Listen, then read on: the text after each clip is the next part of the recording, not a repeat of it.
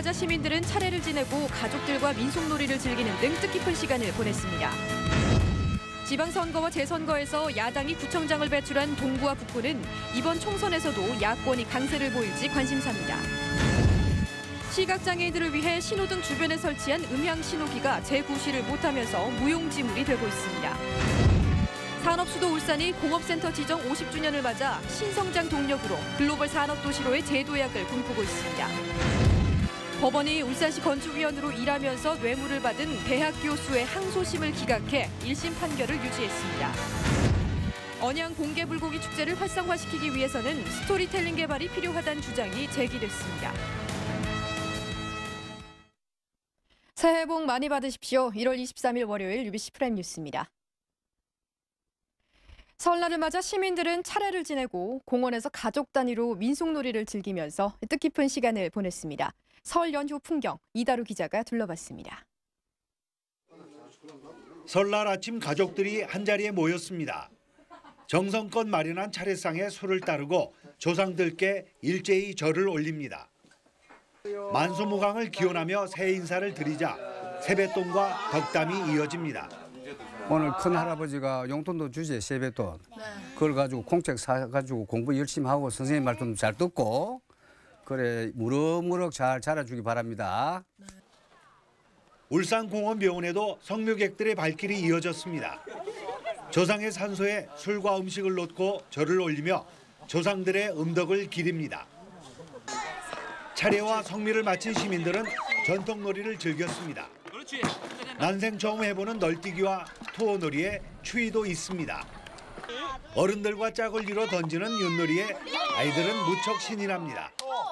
시민들은 쌀쌀한 날씨 속에서도 전통놀이를 즐기며 가족들의 화합과 건강을 기원했습니다. 올해는 가족들이 다 건강하고 애들 다 착하게 좀 컸으면 좋겠습니다. 설 연휴 마지막 날인 내일은 아침 최저 영하 7도, 낮 최고 1도로 기온이 떨어져 귀성객들은 추위에 대비하셔야겠습니다. UBC 뉴스 이다루입니다.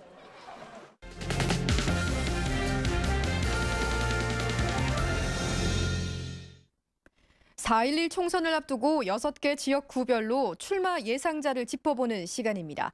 오늘은 지방선거와 재선거에서 야당이 구청장을 배출하면서 다른 지역구에 비해서 야권이 상대적으로 강세를 보이고 있는 동구와 북구 편입니다. 선우석 기자가 보도합니다. 지난해 구청장 재선거에서 진보 진영이 승리한 동구는 이번 총선에서도 보수와 진보, 양 진영의 대격돌이 예상됩니다. 한나라당은 재선에 나서는 안효대 의원에게 송인국 전 시의원이 도전장을 내밀었습니다. 통합진보당은 이원주 전 시의원과 노키 시당 공동위원장이 경선을 통해 본선 진출자를 가리기로 했지만 경선 룰을 두고 진통을 거듭하고 있습니다. 자유선진당 김주준 시당위원장도 일찌감치 예비후보로 등록했고 한나라당을 탈당한 김두공 씨도 무소속 출마를 결심했습니다. 북구는 지난 1998년부터 치러진 모두 8차례 지방선거와 총선에서 보수와 진보 진영이 번갈아 당선된 지역입니다. 통합진보당에선 현역인 조성수 의원이 남구갑으로 지역구를 옮기면서 김창현 시당위원장이 표밭을 놔주고 있습니다. 민주통합당에선 이상은 전 민주당 시지부장이 예비후보로 등록했고 이상범 전 북구청장도 재기를 노리고 있습니다. 한나라당에선 별다른 경쟁자 없이 박대동 당협위원장이 4.27 재선 패배의 서력을 벼르고 있습니다. 동구와 북구는 야당 구청장에 이어 국회의원도 야당에서 석권할 수 있을지가 관심사지만 야권 후보 단일화가 순조롭게 이루어질 수 있을지가 최대 변수입니다. UBC 뉴스 선우석입니다. 시각장애인들이 횡단보도를 건널 때 불편이 없도록 신호등 주변에 음향 신호기가 설치되고 있습니다. 그런데 음향 신호기가 없거나 또 있어도 제대로 사용할 수 없는 곳이 많아서 개선이 필요합니다. 김규태 기자가 취재했습니다. 시각장애 1급인 김재식 씨. 힘겹게 횡단보도에 도착하지만 신호가 바뀌어도 다른 사람들이 움직이는 소리를 듣고 난 뒤에야 길을 건넙니다. 음향 신호기가 설치돼 있지 않기 때문입니다. 그나마 음향 신호기가 설치된 곳도 힘들긴 마찬가지. 안내판에다 전봇대까지. 온갖 장애물들이 가로막고 있어 음향 신호기를 찾는 데만 한참이 걸립니다. 버튼의 위치가 항상 일정하게 왼쪽이면 왼쪽, 오른쪽이면 오른쪽에 한 곳에 고정이 돼야지 그게 아니면 왼쪽에도 찾아보고 오른쪽에도 찾아보고 하는 번거로운. 이곳은 남구보건소 바로 앞입니다. 시각장애인용 음향 신호기가 설치돼 있지만 보시는 것처럼 완전히 뒤쪽에 있어 일반 사람들도 찾기 힘듭니다. 심지어 횡단보도가 어디쯤 있는지를 알려주는 음성신호유도 리모컨도 제대로 인식하지 못하고 작동해도 소리가 작아 횡단보도를 지나치기 일쑤입니다.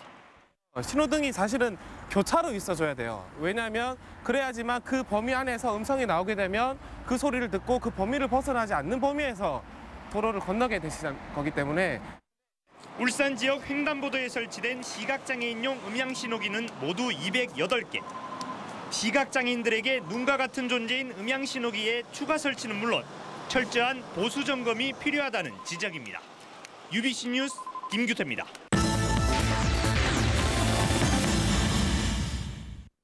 산업수도 울산이 공업센터 지정 50주년을 계기로 또 한 번의 도약을 꿈꾸고 있습니다. 신성장 동력을 발굴해서 글로벌 산업도시로 도약한다는 구상입니다. 보도에 서영만 기자입니다. 기존 주력 업종의 성장세가 둔화됨에 따라 울산이 가장 주목하고 있는 분야는 전지산업입니다. 현재 삼성, SDI 등 10여 개 업체가 자동차 배터리에서 태양광 전지에 이르기까지 전방위 투자에 나서고 있습니다. 10년 뒤면 20조 원의 매출에다 고용 인원만 만여 명이 넘는 새로운 주력 산업이 될 것이란 분석입니다.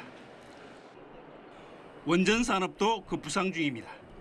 신고리 원전 등 관련 기반이 탄탄한 만큼 원자력 대학원에 이어 제2원자력연구원과 일체형 원자로, 즉 스마트 실증 사업 등을 유치해 원전 메커로 자리매김한다는 구상입니다.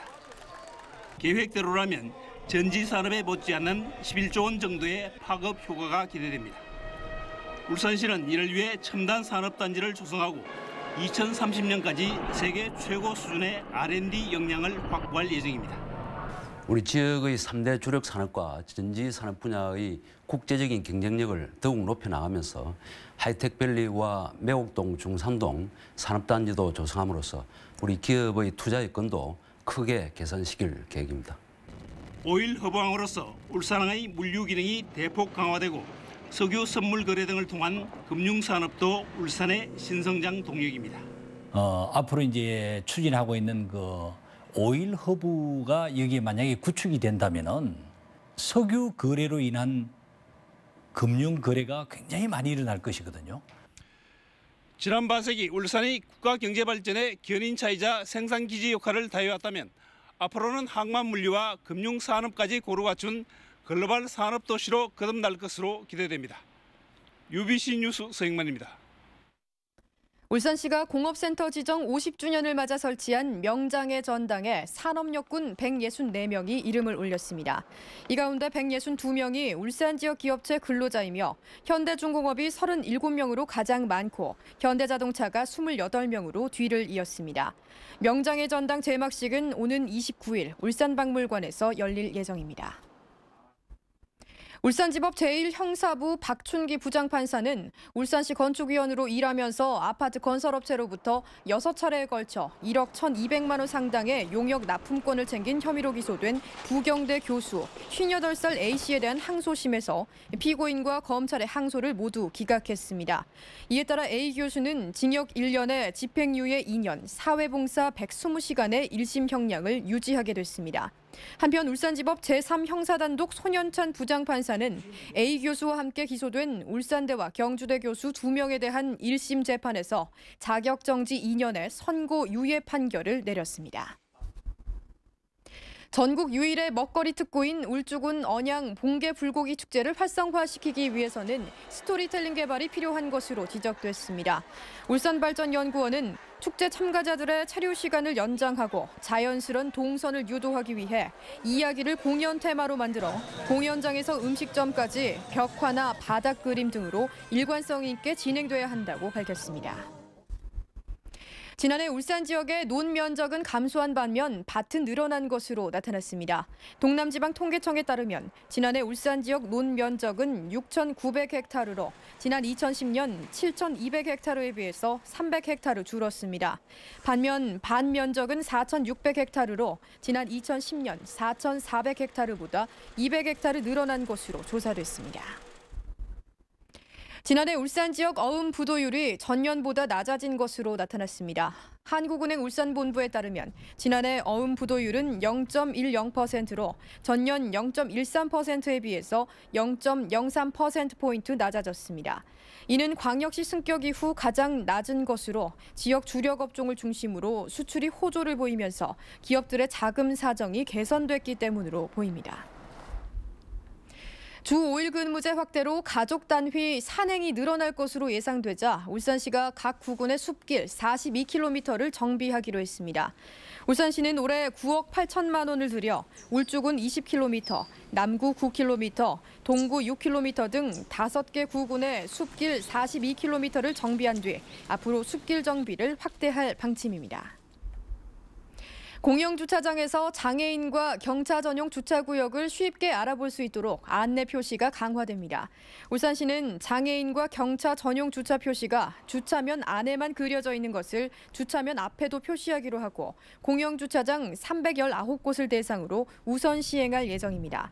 시는 앞으로 민간 주차장에도 이 같은 식별 표시 동참을 유도할 계획입니다. 네, 오늘은 상당히 춥게 느껴졌는데요. 성경희 기상캐스터, 하루 종일 영하권에 머물렀다고요? 네, 오늘 낮 기온도 영하권에 머물면서 그야말로 한파에 가까운 추위였는데요. 현재 울산 지역뿐 아니라 전국이 꽁꽁 얼어붙었습니다. 중남부 내륙 지방은 한파특보가 발효 중이기도 한데요. 해안 지방을 중심으로 바람까지 강하게 불어서 내일은 한파와 강풍에 대한 대비 단단히 하시는 게 좋겠습니다. 울산 지역도 내일 오늘만큼 춥겠습니다. 아침 기온 영하 7도까지 내려가겠고 찬바람도 무척 강해서 하루 종일 체감 온도를 끌어내리겠습니다. 하지만 하늘 상태는 좋습니다. 오늘 밤과 내일까지도 맑아서 귀성길 차량 운행에 큰 불편함은 없겠습니다. 반면 눈이 오는 곳도 많습니다. 특히 오늘 밤부터 모레까지 전라남부터 서해안 지방에 많은 눈이 오겠고요. 중부 지방은 내일 밤부터 많은 눈이 예상됩니다. 교통안전에 각별한 주의가 필요하겠습니다. 내일 바다의 물결은 동해남부 전 해상이 최고 4m까지 높게 일다가 점차 낮게 일겠습니다. 설 연휴가 지나도 동장군의 기세는 누그러지지 않겠습니다. 영하권을 크게 밑돌 전망이어서 앞으로도 건강관리 잘 하셔야겠습니다. 날씨였습니다. 이거 와 이러는 길이에요? 안 터져. 화학막 군기를 쭉 찹니까? 정말 안 터져. 무사형이